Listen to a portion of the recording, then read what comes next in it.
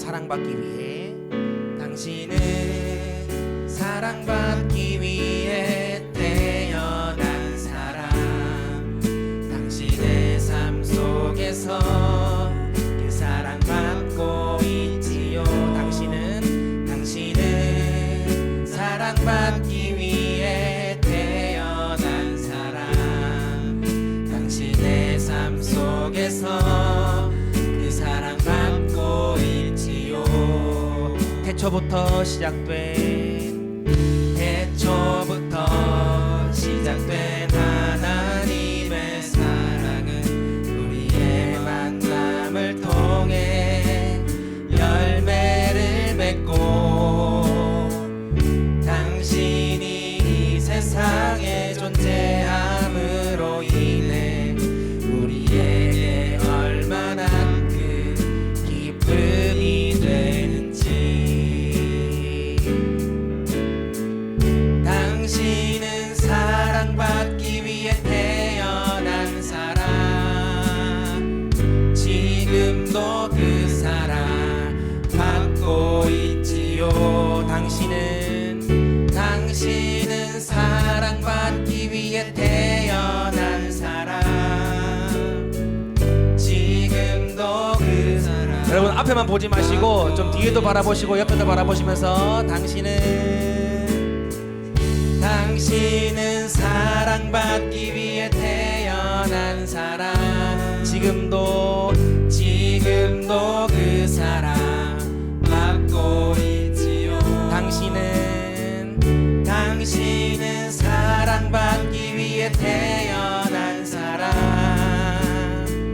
지금도 그 사랑 받고 지금도 그 사랑 받고 있지요. 아멘. 네, 오늘도 우리를 불러주신 주님을 찬양합니다. 네, 시간 함께 우리 행복 찬양 부르면서 또 나아가도록 하겠습니다.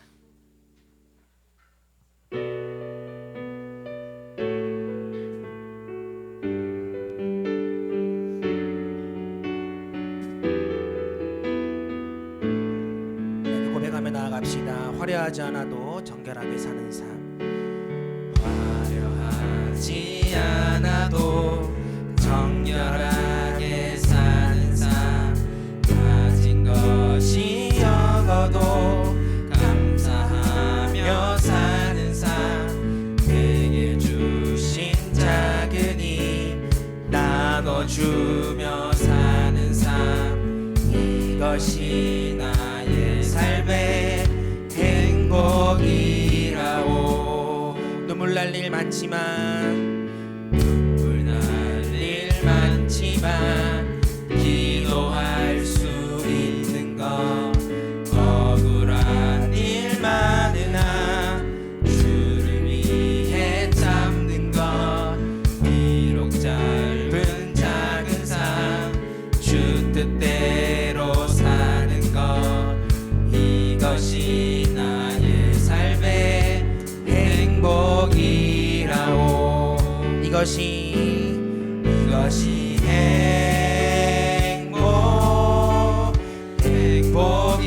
행복이라오. 세상은 알 수 없는 하나님 선물. 이것이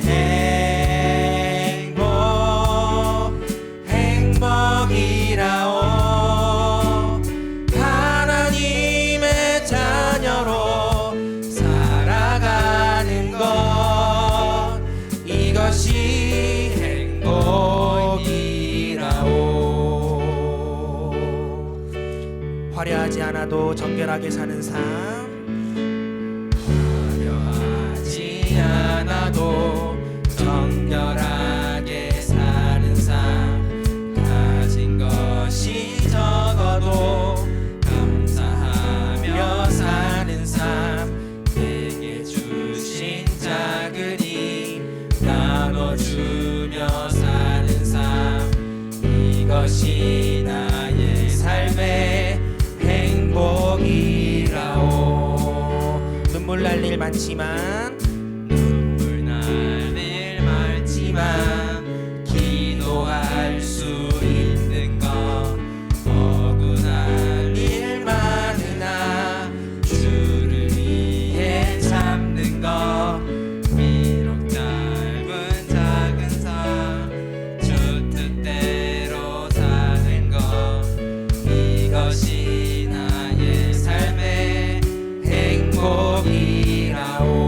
이것이 행복, 이것이 행복, 행복이라오.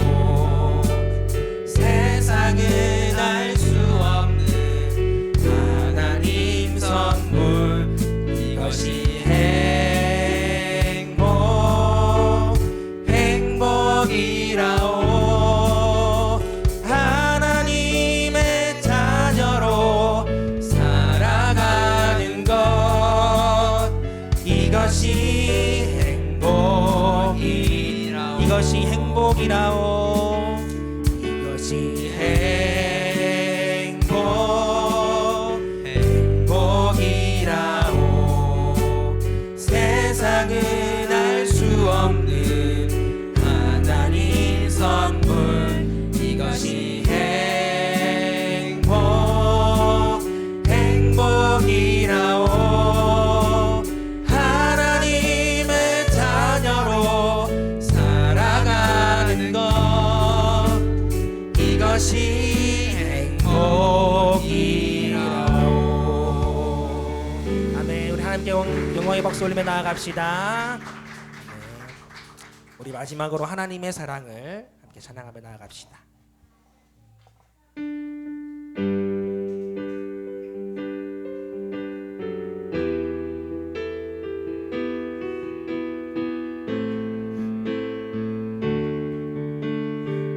하나님의 사랑을, 하나님의 사랑을 사모하는 자. 하나님의 평안을 바라보는 자. 너의 모든 것 창조하신 우리 주님이 너를 얼마나 사랑하시는지. 하나님께 찬양과 하나님께 찬양과 경배하는 자. 하나님의 선하심을 닮아가는 자. 너의 모든 것 창조하신 우리 주님이 너를 자녀 삼으셨네. 하나님 사랑에, 하나님 사랑의 눈으로 너를 어느 때나 바라보시고. 하나님 인자한 귀로서 언제나 너에게 기울이시니. 어두움에 밝은 빛을 비춰주시고. 너의 작은 신음에도 응답하시니. 너는 어느 곳에 있든지 주를 향하고 주만 바라볼지라. 하나님의 사랑을, 하나님의 사랑을 사모하는 자. 하나님의 평안을 바라보는 자. 너의 모든 것 창조하신 우리 주님이 너를 얼마나 사랑하시는지. 하나님께 찬양과 하나님께 찬양과 경배하는 자. 하나님의 선하심을 닮아가는 자. 너의 모든 것 창조하신 우리 주님 너를 자녀 삼으셨네. 하나님 사랑의 눈으로 너를 어느 때나 바라보시고. 하나님 인자한 귀로서 언제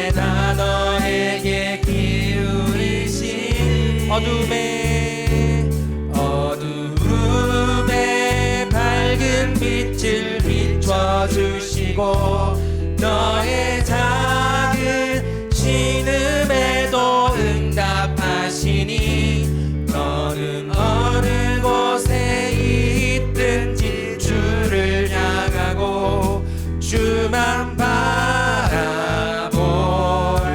하나님 사랑의 눈으로 하나님 사랑의 눈으로 너를 어느 때나 바라보시고 하나님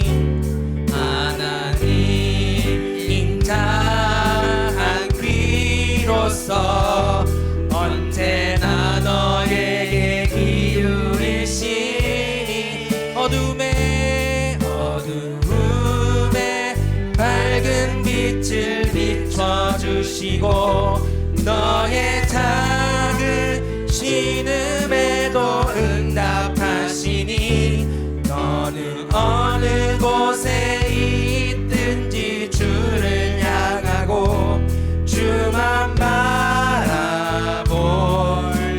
바라볼지라 주만 바라볼지라.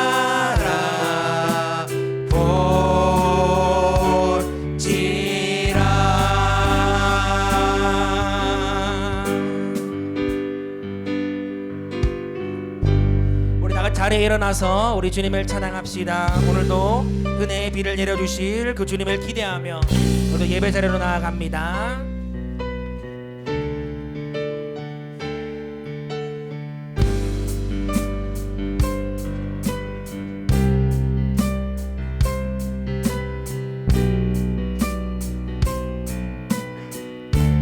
그가 구름으로 하늘을 덮으시며 땅을 위하여 비 준비하시니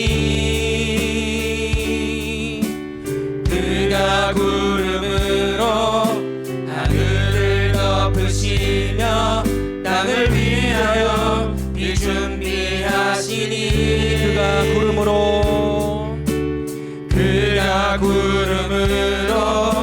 하늘을 덮으시며 땅을 위하여 비 준비하시니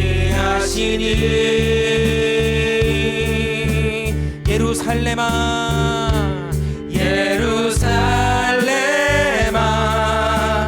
여호와를 찬송할지어다 내 하나님을 감사함으로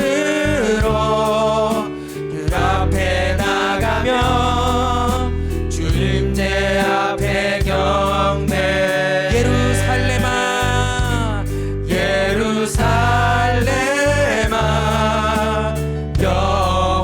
여호와를 찬송할지어다 내 하나님을 감사함으로 그 앞에 나가며 주님제 앞에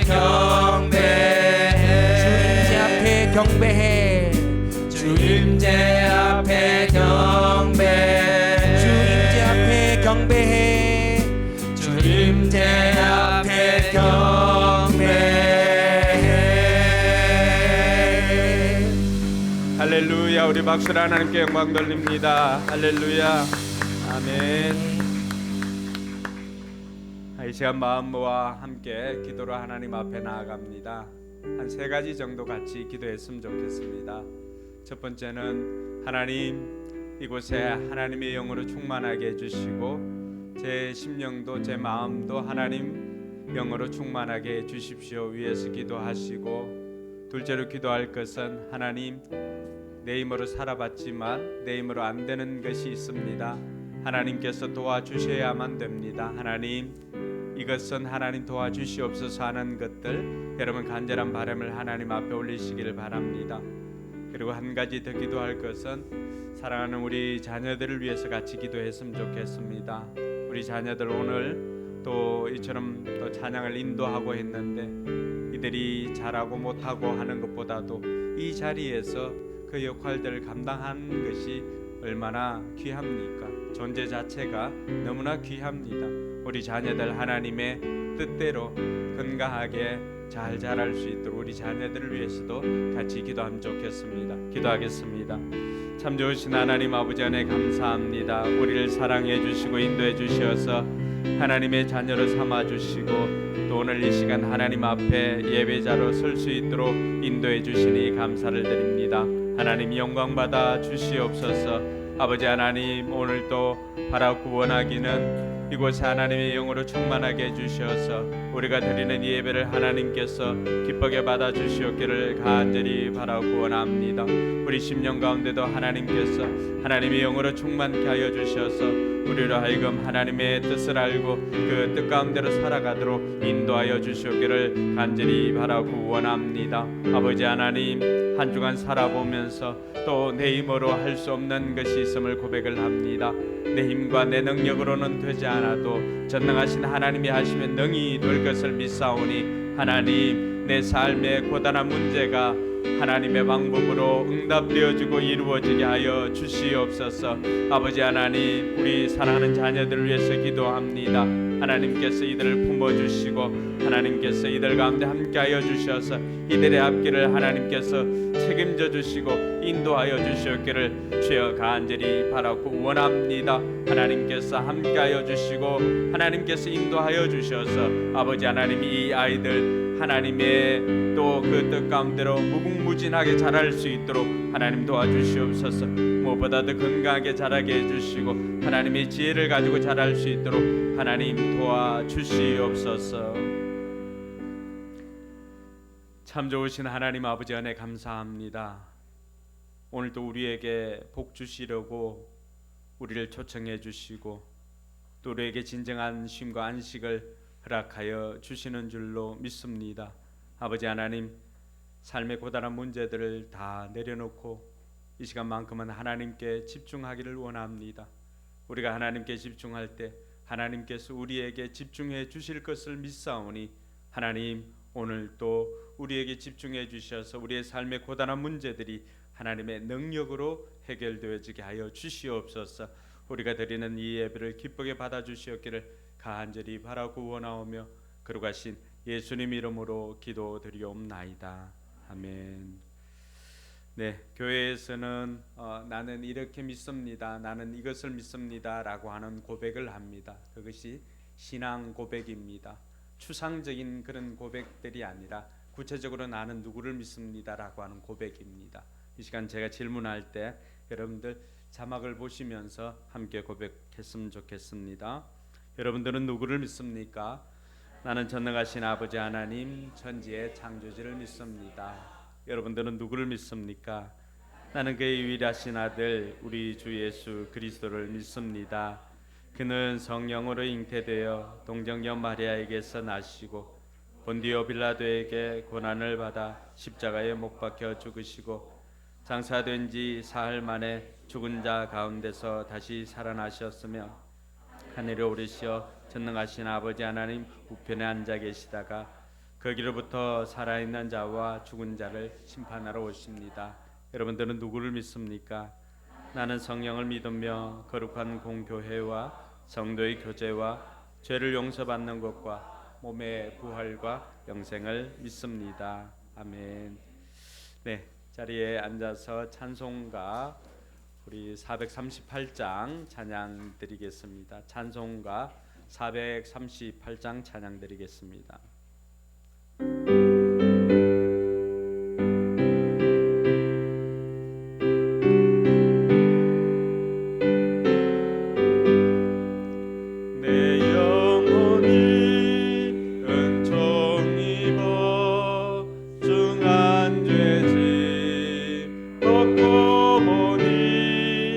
슬픔 많은 이 세상도 천국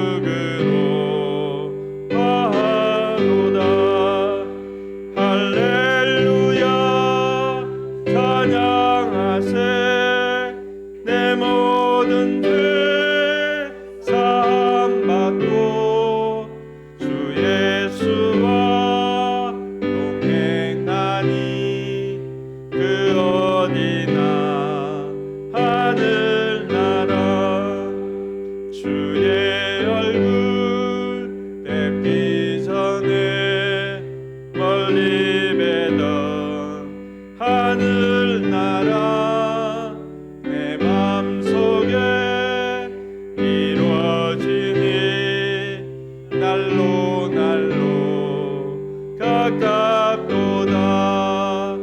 할렐루야 찬양하세.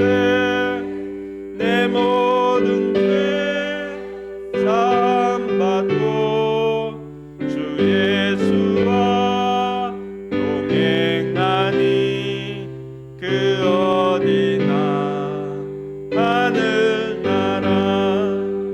높은 산이 거친 들이 조막이나 궁궐이나 내 주 예수 오신 곳이 그 어디나 하늘나라.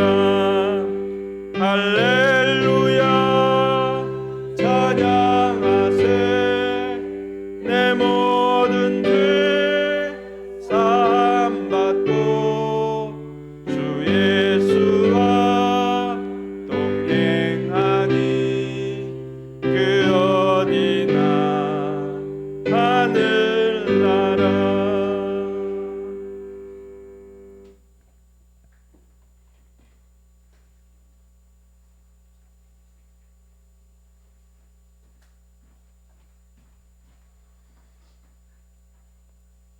태초부터 우리들을 사랑하시고 우리를 자녀 삼아 주신 하나님 아버지 은혜 감사드립니다. 지난 한 주간도 우리를 보호하여 주시고 우리를 악한 영의 권세로부터 보호하여 주시니 감사드립니다. 죄가 죄인 줄도 모르고 살았던 우리의 모습을 돌아보며 죄악으로 더럽혀진 우리 심령을 성령의 새 옷으로 입혀 주셔서 순결한 아버지의 자녀로 거듭나게 해 주시옵소서. 교회를 위해 기도합니다. 우리 교회가 주님의 마음을 시원케 해드리는 교회가 되기를 기도합니다. 많은 사랑을 우리만 누리지 않고 믿지 않는 이웃들에게도 전할 수 있는 전도의 능력을 부어주셔서 우리 교회가 영혼 구원의 역사가 차고 넘치게 하여 주시옵소서. 나라를 위해 기도합니다. 대한민국이 주님의 강력한 주권하에 있게 하시고 나라를 이끌어가는 위정자들이 하나님을 두려워하며 국민을 위해 일하는 일꾼들 되게 하여 주시옵소서. 세계로 나가는 선교사님들이 마음 놓고 복음을 전할 수 있는 강력한 나라가 되기를 기도합니다. 예배를 위해 기도합니다. 예배드릴 때 우리에게 성령님 임재하여 주시고 말씀 듣기를 방해하는 사탄이 틈타지 않게 하여 주시옵소서. 오늘도 말씀을 듣고 단위에 세우신 목사님에게 성령 충만함과 영육간의 강건함을 주시고 하늘의 신령한 능력의 말씀을 증거할 때 우리의 마음을 열어주시옵소서. 말씀 듣고 새 힘을 얻어 한 주간도 세상 속에 살면서 예수님의 이름으로 승리하는 우리 되게 하여 주실 수 있으며 그 예수님의 이름으로 기도드립니다. 아멘.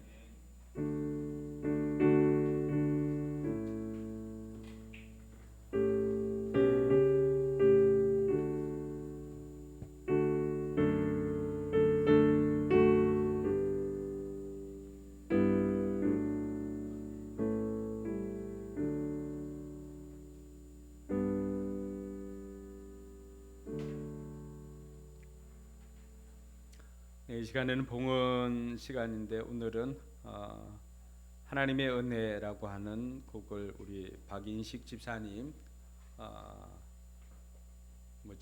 클라리넷 플룻이 아니고 클라리넷입니다. 네, 클라리넷 연주로 하나님께 영광 돌리겠습니다.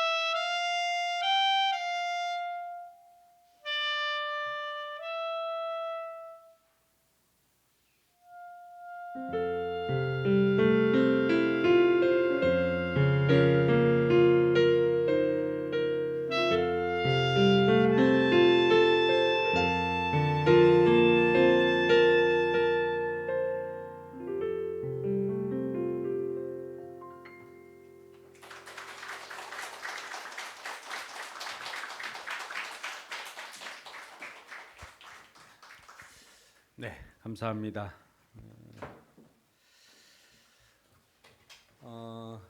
이 곡은 오늘은 우리 박인식 집사님 클라리넷 피아노에 우리 김하은 자매 듀엣으로 이렇게 했습니다. 다시 한번 박수로 하나님께 영광 돌리겠습니다.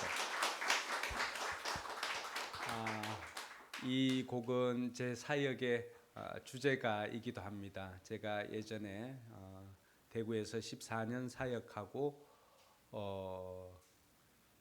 그때 우리 마지막으로 청년부 예배를 이렇게 드릴 때 제 사랑하는 제자에게 부탁해서 특송을 했던 곡이기도 합니다. 그래서 제 사역의 길이나 또 우리 삶이 모두가 하나님의 은혜였다라고 고백하며 또 걸어갈 수 있기를 바라고 또 그렇게 되기를 소망합니다.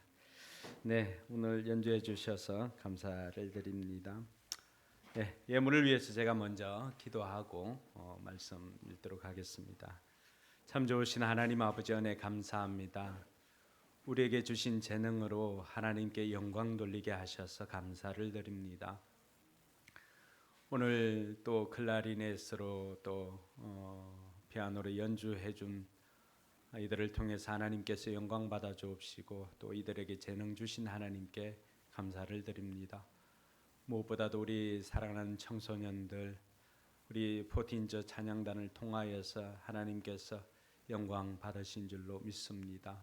하나님께서 이들의 앞길을 책임져 주시고 인도하여 주시옵소서. 아버지 하나님, 오늘 이들의 연주와 또 이들의 또 고백과 함께 또 귀한 예물 하나님 앞에 정성껏 올려드립니다. 하나님 기쁘게 받아 주옵시고 우리가 물질로 사는 인생이 아니라 하나님으로 사는 인생인 것을 다시 한번 고백합니다. 하나님께서 아벨의 예물처럼 아벨의 신앙과 함께 우리의 예물도 기쁘게 받아 주옵시고 그 예물이 쓰는 곳마다 그리스도의 향기가 드러나게 하여 주시옵소서. 또 우리 삶에는 먼저 하나님 나라와 의를 구한 그 인생에 먹고 마시고 입는 모든 것들을 공급해 주시는 하나님의 은혜가 넘치게 하여 주시옵소서. 원수들 앞에서도 우리에게 상을 베풀어 주시는 그 하나님을 찬양하며 거룩하신 예수님 이름으로 축복하며 기도드리옵나이다. 아멘. 오늘 하나님 말씀은 요한복음 14장 6절 말씀입니다. 요한복음 14장 6절 말씀. 네, 우리 교회는 하나님의 말씀을 읽고 또 하나님의 말씀 받을 때는 하나님에 대한 예를 갖추기 위해서 자리에서 일어납니다.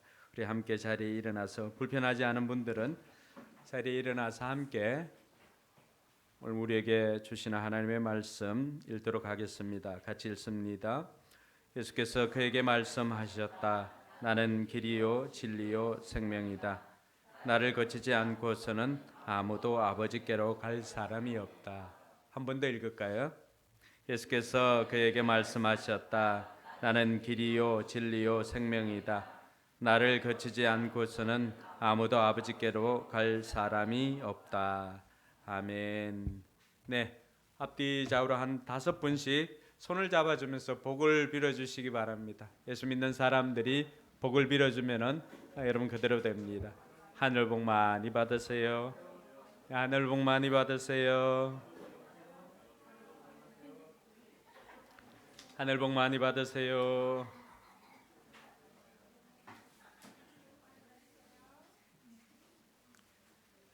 하늘 복 많이 받으세요.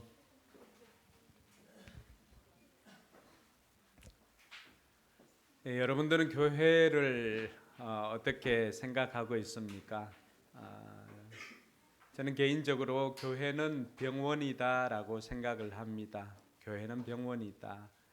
왜 그런가 하니까 물론 마음 아픈 분들이나 또 힘든 분들이 와서 또 치유를 경험하기도 하지만 교회에서는 작은 것 하나도 같이 기뻐해 주는 공동체가 교회이기 때문에 그렇습니다. 여러분 병원에 가 보면은 제가 예전에 무릎 연골판 수술도 하고 또 십자인대 재건 수술을 2번 하다 보니까 병원에 가서 신세를 질 때가 있었습니다. 근데 병원에서 수술을 하고 나면은 지위고하를 막론하고 누구나 예외 없이 기다리는 것이 있습니다. 뭘 기다리나요? 모르세요? 그렇죠. 우리 권사님 잘 아시네. 역시 이렇게 일해본 사람이 아는 거죠. 이 방구가 빠져나와야 되면 가스가 나와야 뭘 먹을 수가 있습니다. 여러분 그 방구 끼는 거 우리 새무리도 하루에도 몇 번씩 이렇게 끼고 할 수 있는 그 방구 아니에요? 근데 병원에서는 그 방구 낀 것을 그렇게 끼었다고 하면은 그 병실에 있는 사람들이 다 축하를 해줍니다. 아이고 이제 먹을 수 있게 되었노라고. 그럼 교회는 그런 곳입니다. 교회는 많이 잘해서 칭찬하고 그런 것이 아니라 힘든 상황 가운데서도 하나 그 잘하는 것, 그 작은 것 하나 그 변화를 보고 함께 기뻐하는 곳이 교회입니다. 그래서 교회가 병원인 것입니다. 또 많은 사람들이 아픈 사람들이 병원에 와서 치유를 경험하는 것처럼 힘들고 어려운 사람들이 또 교회로 와서 함께 기도하고 또 함께 나눔을 통하여서 치유를 경험하는 것이 바로 교회입니다. 그래서 교회는 우리가 생각할 때 교회는 병원이다라고 생각할 수가 있는 것입니다.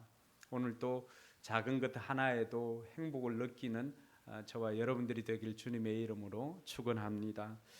사람들은 행복을 원합니다. 그래서 그 행복을 위해서는 다양한 노력들을 합니다. 결혼을 해보기도 하고요. 또 돈을 모아보기도 합니다. 또 어떤 사람은 여가 생활을 해보기도 합니다. 어떤 사람은 명예를 통해서 그 행복을 얻고자 합니다. 또 어떤 사람은 쾌락을 통해서 그 행복을 얻고자 합니다.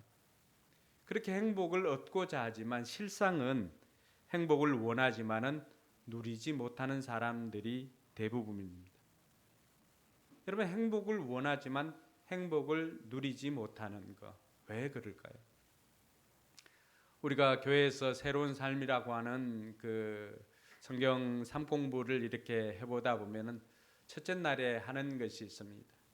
첫째 날에 이렇게 적는 것이 있는데 그게 보면은 우리 삶의 목표들을 적고 하는데 그게 야망이라고 하는 그 단어가 이렇게 있습니다.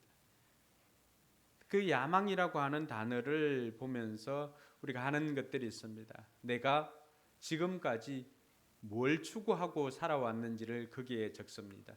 거기에 보면은 가족 건강이나 가족 행복, 뭐 잘 사는 것 등등을 적습니다.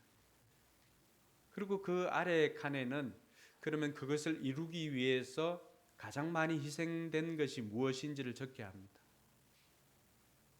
여러분 가족의 행복을 위한 것이 가장 많습니다. 가족의 행복을 위해서 지금까지 쉬지 않고 일한 사람도 있고요. 가족의 행복을 위해서 희생을 감수하면서도 그렇게 살아왔습니다.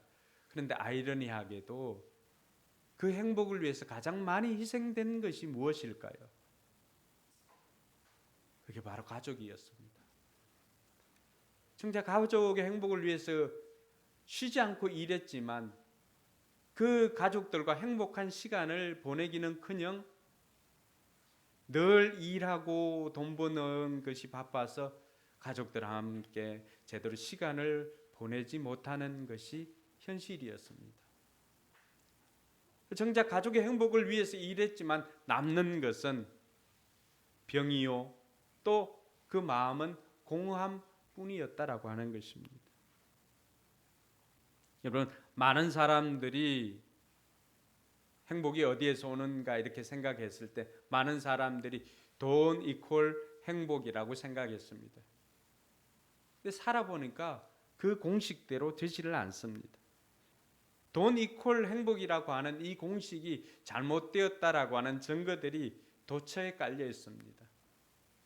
그럼 세계에서 잘 산다고 하는 나라들을 이렇게 살펴보면요, 그 가운데 덴마크를 살펴보면 덴마크는 국민 1인당 그 GNP가 6만 불입니다. 6만 불. 우리가 한 3만 불, 4만 불까지 갔나요? 4만 불인가요? 우리나라는 모르고 정작 외국 것만 조사를 했네요.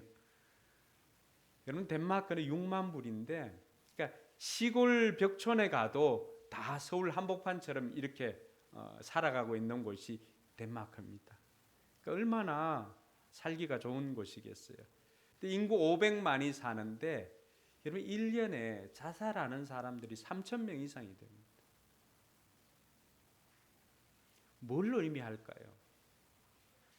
돈이 많아서 잘 사는 것 같지만은 그러나 그 사람들이 돈이 곧 행복이 아니라고 하는 걸 우리에게 보여줍니다. 핀란드, 노르웨이, 프랑스 이러한 나라들을 얼마나 서구 선진국이라고 우리가 생각하고 있습니까? 그런데 그 나라들 대부분이 자살률 5위 안에 드는 나라들입니다. 돈이 곧 행복이 아닌 것이죠. 여러분, 이 성경이라고 하는 성경책에도 보면은 돈이 행복이라고 생각하면서 살아왔던 사람의 이야기를 기록해 둔 곳이 있습니다. 그 사람의 이름이 삭개오입니다. 삭개오. 오늘날로 이야기하면 세관장인 사람이었습니다. 그러니까 이 사람도 돈이 곧 행복이고 돈밖에 행복을 줄 것이 없다라고 생각하면서 자기는 너무나 많은 것들을 이렇게 거두어 보았습니다. 그래서 원하는 만큼 돈도 가졌어요. 원하는 만큼 지위도 올랐습니다. 그러면 그 삶이 행복해야 되잖아요. 근데 그 삶이 행복하기는커녕 그 삶은, 그 마음은 늘 허전하고 우리가 지난주에 말씀드렸던 것처럼 빈 배와 같이 공허하더라고 하는 것입니다. 그 사람의 이름이 의로운 깨끗한이라고 하는 뜻이 있었는데 사람들은 다 그 사람을 향해서 손가락질하면서 죄인이라고 그렇게 불렀습니다. 그럼 깨끗한이라고 하는, 의로운이라고 하는 이름을 가졌지만은 정작 사람들은 그를 부를 때 의로운 삭개오 이렇게 부르지는 않습니다. 다 죄인이라고 그렇게 불렀습니다. 그러니까 그 마음이 얼마나 공허하겠어요. 자기는 지금까지 가치 있는 인생이, 돈이 많이 있으면 가치 있는 인생이라고 생각하고 돈도 벌어보았고 또 높은 지위에 올라가면 가치 있는 인생인 줄 알고 높은 지위에도 올라가 보았습니다. 근데 그 마음은 공허하기 그지없었습니다. 빈배의 삶이 어느 날 예수님께서 그곳으로 지나간다는 소식을 듣고는 예수님을 만날 생각을 했습니다. 우리 같으면은 교회 한번 나가봐야 되겠다. 그래도 교회 가면은 사람들이 행복하다고 하니까 교회 한번 나가봐야 되겠다라고 마음먹은 것과 똑같습니다. 예수님께서 지나가시다가 삭개오를 찾으시고 그 삭개오의 이름을 불러주었습니다. 삭개오가 그 이름을 들었던 것이 언제적일까요?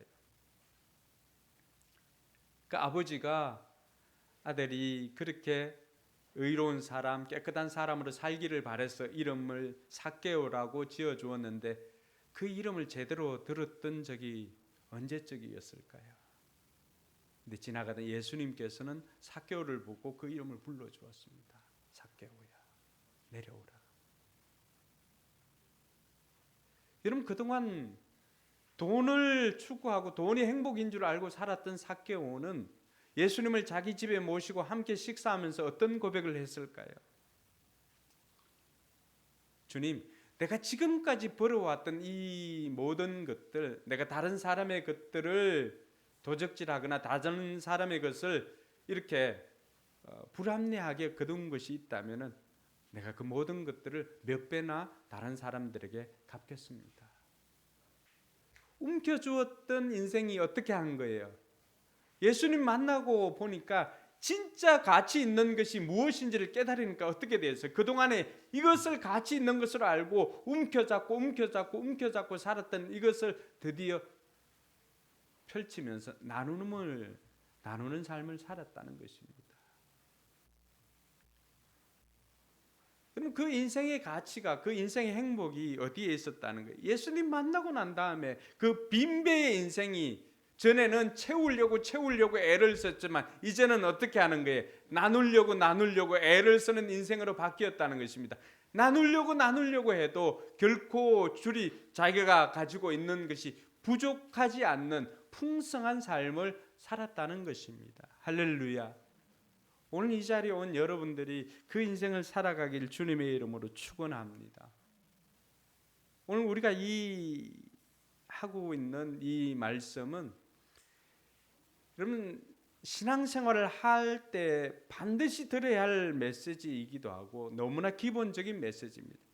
처음 오는 분들도 들어야 하지만 기존에 신앙생활 하는 분들도 꼭 듣고 기억하고 그 삶 가운데 살아갈 수 있기를 주님의 이름으로 축원합니다.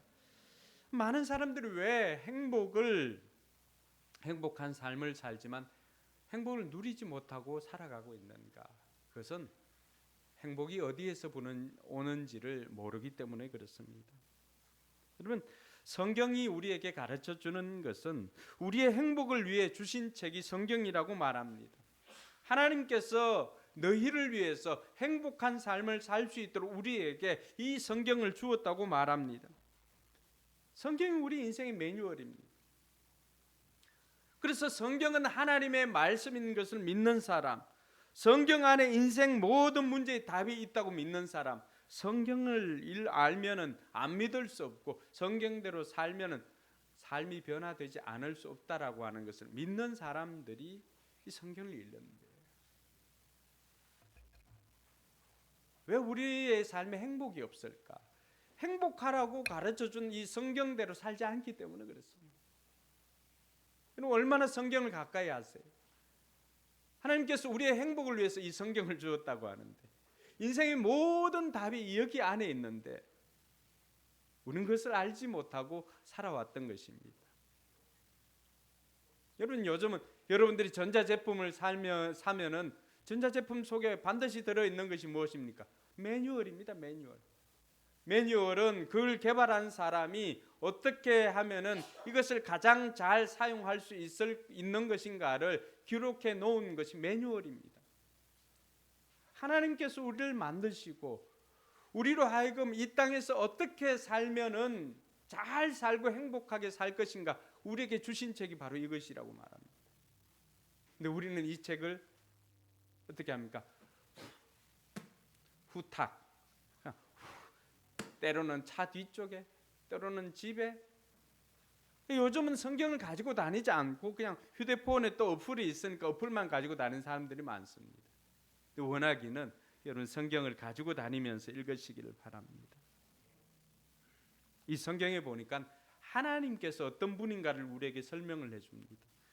창세기 1장 27절과 28절에 보니까 하나님께서 어떻게 합니까? 같이 한번 읽어볼래요? 당신의 형상대로 사람을 창조하셨으니 곧 하나님의 형상대로 사람을 창조하셨다. 하나님이 그들을 남자와 여자로 창조하셨다. 다음요.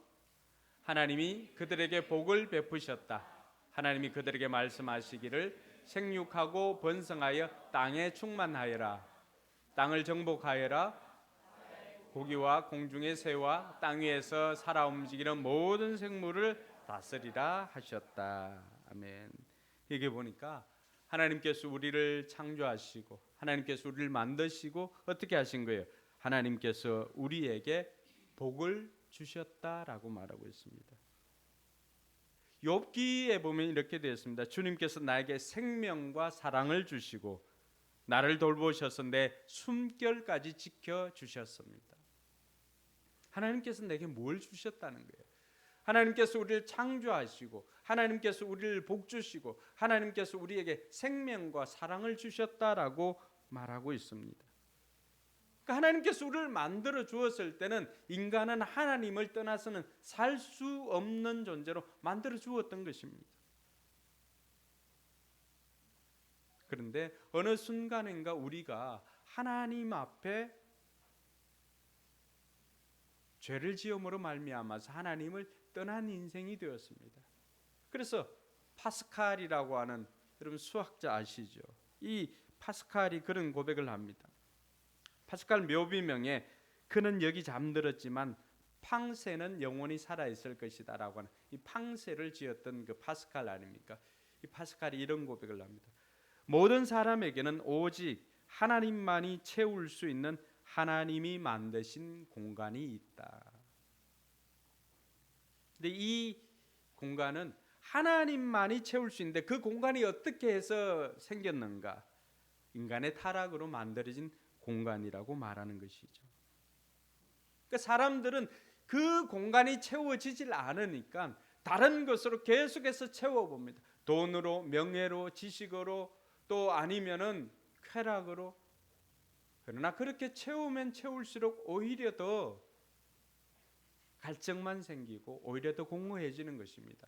지난번에 살펴보았던 것처럼 아무리 애를 써도 거두어 들인 것이 없는 빈배와 같은 상황, 공허한 상황, 그것이 우리의 모습입니다. 사람들은 그 공간을 채우려고 가치 있는 것을 사람이 되고자 합니다. 또 인정받는 사람이 되고자 합니다. 그러나 그 공간은 결코 채울 수가 없습니다. 왜 그럴까요? 여러분 그 뭐 1000개의 퍼즐이나 이렇게 그것을 끼워보고 이렇게 해보면 어떻습니까? 이렇게 빈 자리가 있는데 거기에는 거기에 딱 맞는 퍼즐이 아니고서는 도무지 완성될 수가 없는 거죠. 하나님께서 우리의 죄로 말미암아 하나님께서 빠진 자리에 다른 어떤 것으로 그 하나님을 대체할 만한 다른 어떤 것으로 채워 놓아도 우리 인생은 공허할 수밖에 없다는 것입니다. 왜요? 그 자리는 하나님의 자리이기 때문에 그렇습니다. 하나님께서 우리를 만드실 때 하나님께서 우리 가운데 좌정할 그 장소를 만들어 두었음에도 불구하고 우리는 그 마음에 하나님을 모시지 않고 살아가고 있습니다. 그러니 인생이 공허할 수밖에 없는 것입니다. 그래서 성경은 이런 하나님과의 관계가 깨어진 이유를 우리의 죄 때문이다라고 그렇게 말합니다. 그래서 이사야 59장 2절에 보면 오직 너희 죄악이 너희와 너희의 하나님 사이를 뭐 했다고요? 갈라놓았고 이렇게 말합니다. 우리의 죄 때문에 하나님과 우리 사이가 멀어졌다라고 이야기를 합니다. 그래서 죄는 우리로 하여금 하나님과 멀어지게 만듭니다. 이게 잘 이해가 되지 않으면 여러분 자녀들 키우지 않습니까? 자녀 키울 때 여러분 아이가 어떤 잘못을 했을 때 어떻습니까? 여러분 얼굴 쳐다보는 것을 편하게 쳐다봅니까? 그렇지 않습니다. 대부분 여러분 낯을 피합니다. 왜 그럴까요?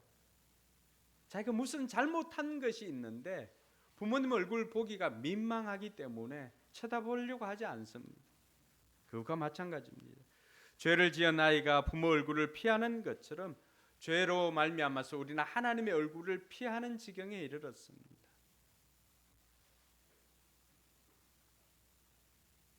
그리고 죄는 하나님과 우리와의 친밀한 관계를 깨뜨려 버립니다. 함께 있을 수가 없는 거죠. 왜냐하면 하나님은 거룩하신 분인데 그 죄가 거룩과 함께 있을 수가 없거든요. 마치 빛과 어둠이 공존할 수가 없는 것처럼 여러분 어둠이 있으면 빛이 들어가면 어떻게 합니까? 어둠은 순식간에 달아나는 것입니다. 함께 있지를 못합니다. 그런 것처럼 죄 있는 인생이 하나님과의 관계로부터 멀어지게 되니까 그때로부터 인생은 하나님의 생명에서 떠나게 되는 것입니다. 에베소 4장 18절에는 하나님의 생명에서 떠나 있다라고 그렇게 말합니다. 죄를 지은 인생, 하나님과의 관계에서 떠난 인생은 여러분 마치 수도 꼭지에서 수도 호스를 이렇게 연결해 두었는데 수도 호스가 이렇게 접히거나 아니면 중간에 끊겨 있으면 아무리 물이 내려와도 저까지 물이 전달됩니까? 전달되지 않습니다. 왜요? 하나님께서 생명을 계속 공급해 주시지만 중간에 끊겨 있기 때문에 도무지 그 생명을 받을 수가 없습니다. 하나님과의 관계가 끊어지는 것은 더 이상 하나님으로부터 생명을 공급받을 수 없는 존재가 되는 것입니다. 잠시는 사는 것 같지만 시간이 지나면 영원히 죽을 수밖에 없습니다. 그것이 마치 물을 떠난 물고기와 같은 처지입니다. 그것이 바로 하나님을 떠난 인생을 보여주는 모습입니다.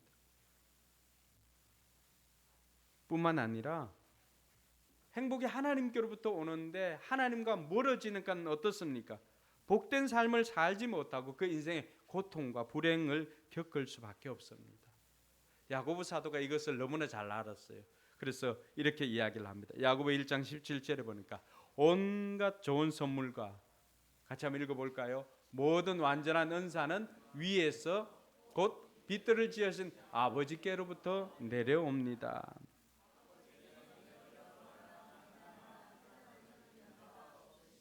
네, 하나님께서는 우리에게 생명을 주시는 분이시고 하나님께서는 우리에게 온갖 좋은 것을 복을 주시는 분이십니다. 모든 좋은 것이 다 하나님께로부터 옵니다.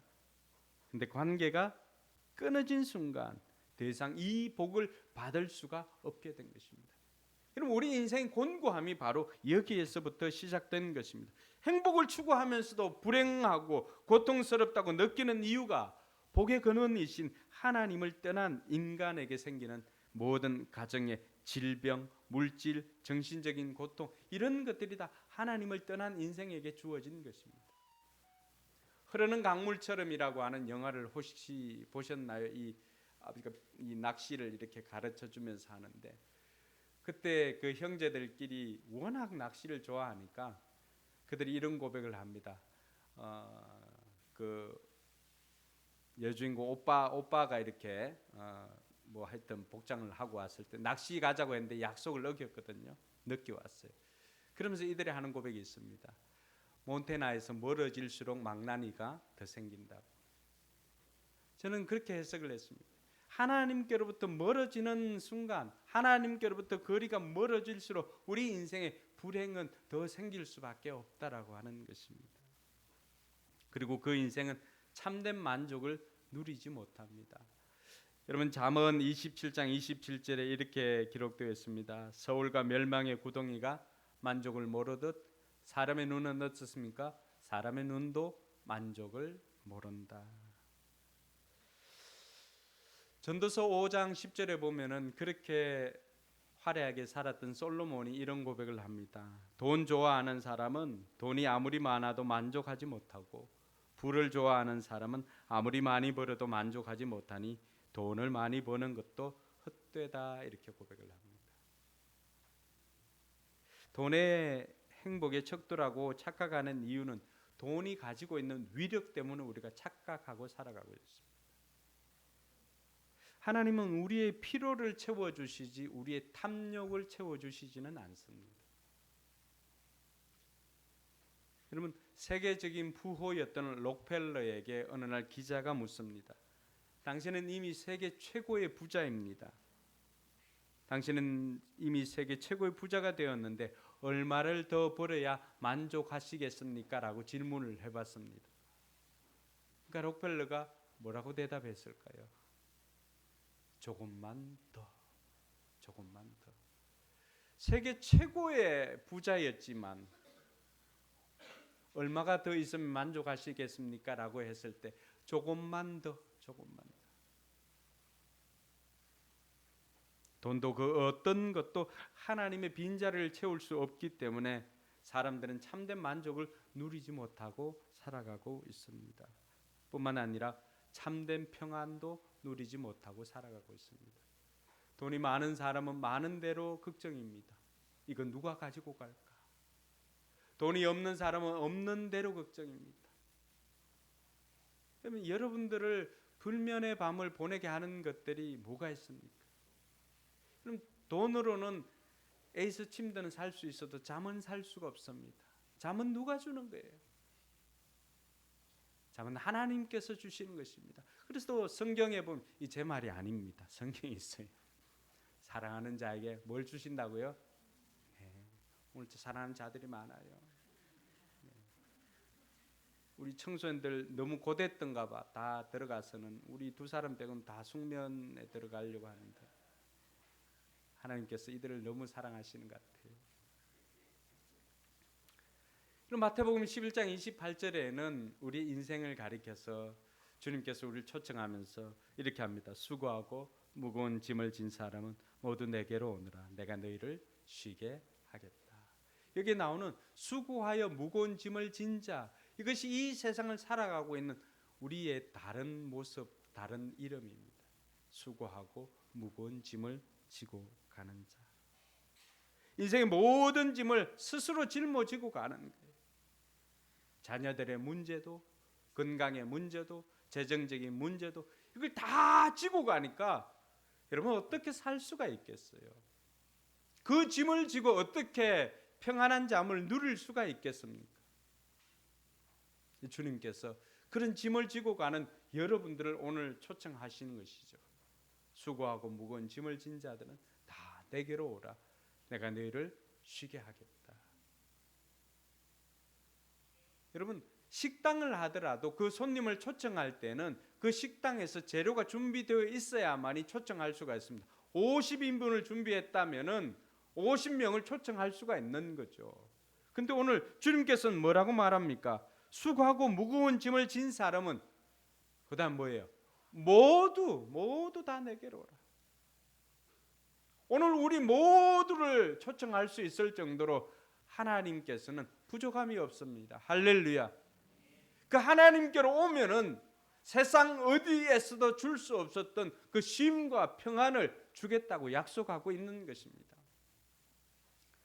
지사람 그 저 사촌 오빠가 이 침술로 유명한 사람이었습니다. 그래서 사우디 왕자 그 주치의로 갔었거든요. 그 뜰기나무라고 하는 책을 지었던 김성학 장로님인데 그분이 사우디 왕자 그 주치의를 할 때 있었던 이야기입니다. 이 사람이 왕자가 잠을 못 자는 거예요. 잠을 못 자는 거예요. 온갖 방법을 다 해도 잠을 못 자는 거예요. 그래서 이 김성학 장로님 이제 그때는 집사였죠. 가가지고 왕자님 내가 왕자님 침실 곁에 한번 지키겠노라고. 그럼 그 사람은 이슬람의 최고 종교적으로 최고 총수예요. 그럼에도 불구하고 잠에서 잠을 못 이루는 거예요. 그래서 제가 머리 지압을 좀 해드리겠습니다 하고는 어떻게 했을까요? 머리 지압이 뭐예요? 머리 지압을 하면서 악한 영을 쫓아내고 하나님 앞에 기도합니다. 속으로 찬양을 합니다. 그러니까 그동안 잠을 자지 못했던 그 사람이 너무나 오랫동안 숙면을 취했던 거예요.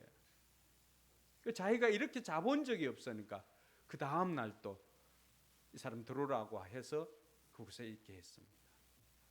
그럼 마치 사울에게 부렸던 그 악신을 떠나보내기 위해서 다윗이 수금을 연주하면서 그곳에 하나님 찬양했을 때 사울이 깊은 잠에 빠졌던 것처럼 그것이 그대로 나타났던 거죠.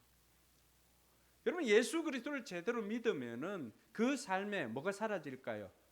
참된 평안이 임하니까 불면이 사라집니다. 오늘 또 여러분들이 수면제 아니고서는 잠을 이루지 못하는 분들도 조금씩 하나님을 만나게 되면은 여러분 수면제 양이 점점 줄어들고 결국에는 수면제 없이도 잘 날이 올 줄로 믿습니다. 모든 것들을 스스로 책임지려고 하다 보니까 사람들이 그 무거운 짐에 눌려가지고 제대로 잠을 잘 수가 없고 평안을 누릴 수가 없는 거예요. 근데 예수님을 만나면 이 모든 것들이 해결되어지는 것을 믿으시기 바랍니다. 여러분 그래서 구원이라고 하는 것은 우리의 죄로 말미암아서 생명과 복을 주시는 하나님께로부터 관계가 깨어졌는데 그 관계를 회복시키는 것이 바로 구원입니다. 하나님과의 관계가 회복되려면 먼저 우리 가운데 우선적으로 해결해야 될 문제가 있는데 그것이 바로 죄의 문제입니다. 나는 죄를 짓지 않았어. 세상에서 말하고 있는 죄는 짓지 않았다 할지라도 나라마다 나라 법이 있는 거죠. 여러분, 하나님 나라의 법은 어떻습니까? 우리가 세상에서 요구하는 그 법보다는 좀 더 높은 법입니다. 세상에서는 현행법만 죄인 취급하지만 하나님 나라는 어떻습니까? 속으로 엉큼한 마음을 품어도 죄라고 여깁니다. 하지 말아야 할 것을 하는 것도 죄지만 해야 할 것을 하지 않는 것도 죄입니다. 많은 사람들이 하지 말아야 할 것을 안 하고 잘 살아왔습니다. 그런데 마땅히 해야 할 것은 다 하지 못하고 살아갈 때가 있습니다. 어느 누구가 내가 부모에게 효를 다했다고 말할 수가 있습니까? 어느 누구가 나는 형제를 사랑했노라고 말할 수가 있겠습니까? 때로는 형제에게 이 바보야 라고 말을 한 사람도 있을 것입니다. 그런데 성경에는 그 바보라고 형제에게 바보라고 했다고 그걸 어떻게 취급을 할까요? 돌 맞아 죽을 죄로 취급을 합니다. 그러니 그 법에 어느 누구가 쉽게 빠져나갈 수가 있습니까? 그러니까 우리가 이 땅에서 죄 없다라고 생각하지만 모든 사람들이 죄를 지었고 그 죄값이 바로 죽음이다라고 하는 것입니다. 그래서 하나님께서는 이 죽음의 문제를 해결하기 위해서 예수님을 우리에게 보내주셨던 것입니다. 그래서 우리가 이 구원을 위해서 먼저 기억해야 하는 것은 예수님만이 하나님과 우리 사이의 죄로 인해서 끊어진 이 관계를 회복할 수 있는 유일한 길이다라고 하는 것을 우리가 인정을 해야 합니다.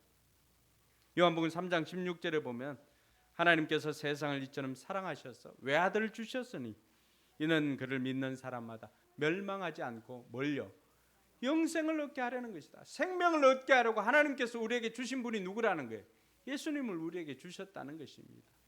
오늘 저와 여러분들이 읽었던 오늘 본문의 말씀 요한복음 14장 6절도 그에 해당하는 것입니다. 다시 한번 읽어볼까요?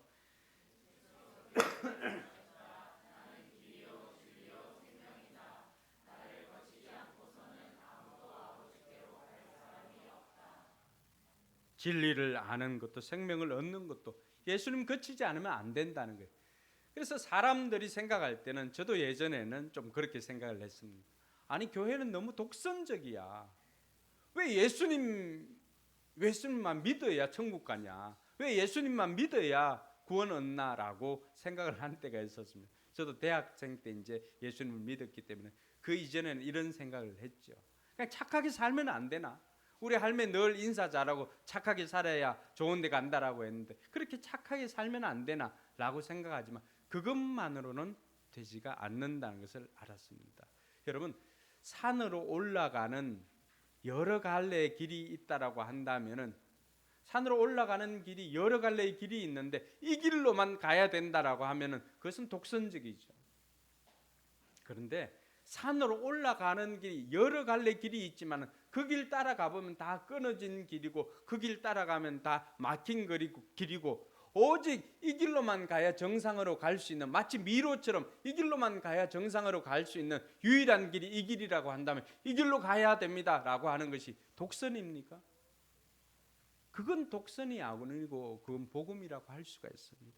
왜 사람들이 예수 그리스도를 믿어야만 천국 갈 수 있다라고 하는가? 그것은 그 어느 누구도 자신의 이 길에 대해서 이야기해 준 적이 없습니다. 그러나 예수님만이 내가 곧 길이다.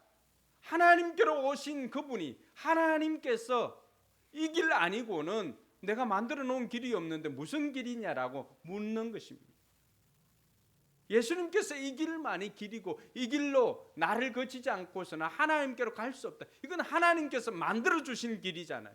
하나님께서 우리를 살리기 위해서 멸망시키지 않기 위해서 우리에게 보내주신 길이 누구예요? 예수님이라고 하는 거예요. 그래서 예수 그리스도가 길이요 진리요 생명이라고 말합니다. 여러분, 세상 4대 종교 이렇게 이야기를 하지만 그 어느 누구가 어떻게 하면은 행복을 누리고 사랑을 베풀고 인자하게 살 수 있는 길을 제시해 준, 또 어떻게 하면은 평안을 얻을 수 있는가? 그걸 이야기를 해주지만 정작 자기 자신이 길이고 진리고 생명이다 말한 사람은 아무도 없습니다. 제가 교회를 다니기 전에 불교 서적들을 꽤 읽었습니다. 스님들이 썼던 에세이집도 읽고요. 근데 그 불교 서적은 여러분 읽으면 읽을수록 어떤 느낌이 드냐 그러면은 불교는 철학입니다. 철학. 도를 찾는 길이에요. 어떻게 하면은 그 보살로 사는가, 어떻게 하면 생불이 되는가, 등신불이 되는 게 그게 그들의 꿈입니다. 그래서 그것을 통해 가지고 계속의 철학적인 생각을 하는 거예요. 눕지 않고 또 앉아서 그렇게 하는 것입니다. 그것은 우리에게 생명을 주는 것이 아니라 철학적인 사고를 만들어줍니다. 그래서 부처도 어떻게 합니까? 그 보리스 나무 아래에서 그것을 깨닫고 그렇게 살아가는 거예요. 그렇지만 결코 생명의 길을 인도하지는 못했습니다. 예수님은 어떻습니까? 내가 곧 길이요 진리요 생명이라고 말합니다. 그리고는 모든 창시자들이 종교 지도자들이 무덤이 있지만 예수님 무덤이 없습니다. 뭐예요? 죽었다가 다시 살아났기 때문에 그것을 로마 군인들 조사도 증명하지 못한 거예요. 살아났기 때문에 무덤이 없는 것입니다. 빈 무덤입니다. 예수님만이 우리에게 길과 진리요 생명 되시기 때문에 그 길로 가라는 것입니다. 하나님께서 그렇게 말씀하시니 우리는 그렇게 믿는 것입니다. 그리고 예수님께서 우리의 십자가의 모든 죄를 해결해 주셨다는 것을 믿어야 하는 것입니다. 이사야 53장 6절에 보니까 우리는 모두 양처럼 길을 잃고 각기 제 갈 길로 흩어졌으나 주님께서 우리 모두의 죄악을 그에게 지우셨다. 우리가 예수님 믿는다라고 할 때 뭘 믿는가? 예수님께서 내 죄를 지시고 십자가에 달려 죽었다는 것을 믿는 것입니다. 예수님은 우리의 죄 때문에 십자가에 죽으시고 우리를 살리기 위해서 다시 3일 만에 부활하셨음을 믿을 수 있기를 바랍니다. 그래서 부활은 예수님이 우리를 구원하시는 구원자이심을 증명하는 사건이기 때문에 저와 여러분들이 하나님과의 관계가 깨어진 것을 회복하기 위해서는 이 예수 그리스도를 내 마음에 영접하는 것입니다. 그래서 예수님을 영접하면 죄사함을 받고 하나님과의 관계가 회복되어지고 하나님 자녀로서 놀라운 축복을 받게 되는 것입니다. 요한복음 1장 12절에 영접하는 자, 그 이름을 믿는 사람들에게는 하나님의 자녀가 되는 특권을 주셨다라고 말하고 있는 것입니다. 여러분, 예수님을 영접하는 것, 곧 그 이름을 믿는 것이 예수님을 받아들이는 것과 똑같음을 말해주고 있습니다. 그렇게 받아들인 사람들에게 어떤 복이 있습니까? 먼저는 성령을 선물로 받게 됩니다. 여러분, 귀신이 있는 것은 믿지요? 귀신이 있는 거 믿나요? 못 믿어요? 귀신이 있습니다. 파묘 못 보셨어요? 여러분, 귀신이 있으면은 성신도 있다는 것을 우리는 믿는 것입니다. 영혼 없는 육체는 뭐예요? 시체지요. 그렇지 않습니까? 그리고 육체 없는 영혼은 뭐예요? 귀신이죠. 명확합니다. 우리가 예수님을 영접하였을 때 우리에게 하나님께서는 성령을 선물로 주신다고 했습니다. 그 성령을 성경은 뭐라고 말하는가? 예수의 영이라고, 그리스도의 영이라고 가르쳐 줍니다. 예수님께서 부활하셔서 천국에 가서, 오늘 우리가 다 읽지는 않았지만 예수님께서 천국에 가서 우리가 살 집을 준비하러 먼저 가신다고 말씀해 주셨습니다. 그러면서 우리와 함께 할 수 있는 방법이 예수의 영을 보내주시는데 그분이 바로 성령님이십니다. 우리가 예수님을 영접할 때 그 하나님의 영이신 성신이 우리 안에 거하게 됩니다. 성령이 우리 안에 거하기 때문에 우리에게 양심에 따라 살던 그 사람들을 이제는 성령에 따라 살게 해줍니다. 성령이 우리 안에 있으면 우리는 하나님의 뜻을 알고 그 뜻대로 살아가게 되니까 정작 우리의 삶이 행복을 누리게 되는 것입니다. 뿐만 아니라 예수님을 영접한 사람은 영원한 생명을 얻게 되는 것입니다. 예수 믿고 구원받으면 즉시 영원한 생명을 얻게 되는 것입니다. 여러분, 이 땅에 있는 모든 관계들은 이 땅에서 죽음으로 다 끝납니다. 근데 영원히 끝나지 않는 것이 뭘까요? 우리는 다 한계가 있는 인생이지만 하나님은 영원하십니다.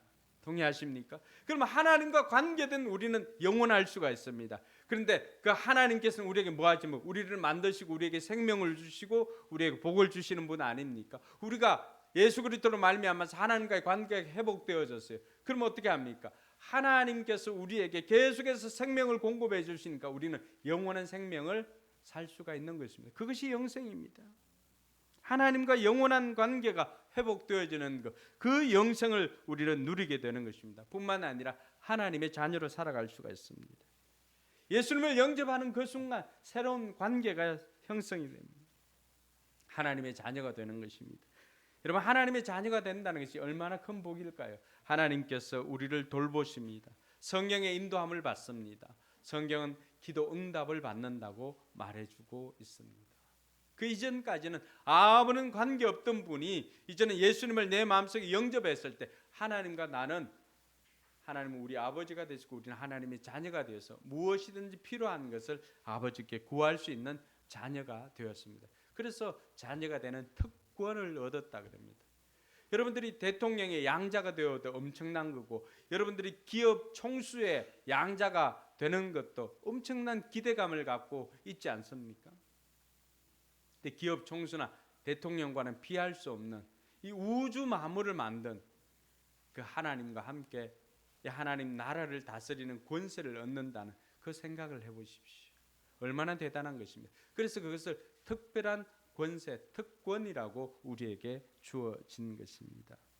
마지막으로 주님께서는 우리가 예수님을 구주로 영접하였을 때 천국 시민으로 살아갈 수 있도록 해 주었습니다. 우리의 시민권이 하늘에 있다고 가르쳐 주고 있습니다. 비록 우리의 발은 이 땅을 디디고 있지만 우리의 시민권은 천국에 있는 줄 믿으시기 바랍니다. 천국은 하나님께서 다스리는 나라입니다. 천국은 영원히 하나님을 볼 수 있는 나라입니다.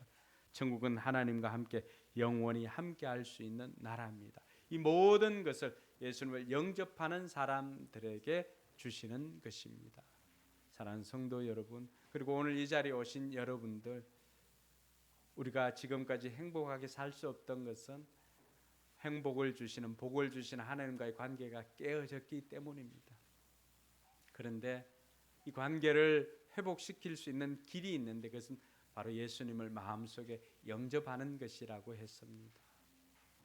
눈을 한번 감아 보시기 바랍니다. 여러분들이 오늘 이 말씀을 듣고 정말 진실하게 반응을 하면 좋겠습니다. 아, 나도 깨어진 관계로 그 복을 누리지 못하고 살아왔는데, 행복하게 살기를 원했지만 내 삶이 행복하지를 못했는데 이제는 정말 행복한 삶을 살기를 원합니다 라고 생각하는 분들 있으면 손을 한번 들어주시기 바랍니다. 네, 우리 성도들도 마찬가지고요. 행복하게 살기를 원하는 분들 손을 들어주시면 제가 도와드리도록 하겠습니다. 네, 좋습니다. 네, 그렇게 손든 분들은 한번 제가 먼저 기도할 테니까 기도로 도와드리겠습니다. 기도를 따라하시기 바랍니다. 하나님 아버지, 은혜 감사합니다. 이 시간 예수님을 내 마음속에 모시길 원합니다. 내 모든 죄를 십자가에서 용서해 주시고 나를 살려주신 주님, 그 은혜를 감사드립니다. 이제는 예수님을 나의 구세주로, 나의 주인으로 모시길 원하오니 이 시간 내 마음속에 오시옵소서. 이제부터 하나님은 나의 아버지가 되십니다. 영원토록 나를 인도해 주시고 다스려 주시고 복을 주시옵소서. 예수님 이름으로 기도드립니다. 아멘. 이렇게 진실되게 고백한 사람들에게 오늘 말씀처럼 성령을 선물로 주시고요, 영원한 생명을 얻게 되고 하나님의 자녀가 되고 천국 시민으로 살아가게 됩니다. 여러분들이 이러한 복을 누리면서 이제부터는 여러분들도 행복한 삶을 살아갈 수 있기를 주님의 이름으로 축원합니다. 우리 자리에 일어나서 우리 같이 찬양하고 제가 마무리 기도하고 오늘 예배를 마치도록 하겠습니다. 여러분, 가사를 잘 생각하면서 어떤 것이 행복인지 한번 가사를 생각하면서 한번 불러보도록 하겠습니다. 화려하지 않아도 정결하게 사는 삶, 가진 것이 적어도 감사하며 사는 삶, 내게 주신 작은 일 나눠주며 사는 삶, 이것이 나의 삶의 행복이라오. 눈물 날 일 많지만 기도할 수 있는 것, 억울할 일 많으나 주를 위해 참는 것, 비록 짧은 작은 삶 주 뜻대로 사는 것, 이것이 나의 삶의 행복이라오. 이것이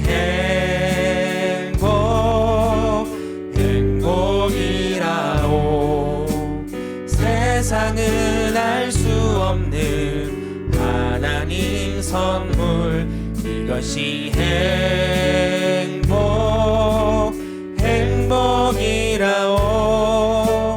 하나님의 자녀로 살아가는 것, 이것이 행복이라오. 우리 한 번 더 고백할까요? 이것이 행복이라오. 세상은 알 수 없는 하나님 선물, 이것이 행복이라오. 하나님의 자녀로 살아가는 것, 이것이 행복이라오. 기도하겠습니다. 하나님 아버지 안에 감사합니다. 화려하지 않지만은 거룩하게 살아가는 것, 또 작은 것을 감사하며 살아가는 것, 이것이 행복인 것을 고백합니다. 그 어떤 것보다도 하나님의 자녀로 살아가는 것이 가장 복된 것임을 고백합니다. 모든 좋은 것이 하나님께로부터 오기에, 생명도 복도 영생도 하나님께로부터 오기에, 이제는 예수 그리스도로 말미암아서 하나님과 관계가 이어지고 회복되었기에 하나님께서 주시는 복을 누리며 사는 우리 모든 성도들 되게 해 주시옵소서. 이제는 우리 구주 예수 그리스도의 은혜와 하나님의 무한한 사랑과 성령 하나님의 교통하심이 하나님의 자녀로 살기로 다짐하는 우리 모든 성도들 머리 위에 이제로부터 영원토록 함께 있을지어다. 아멘.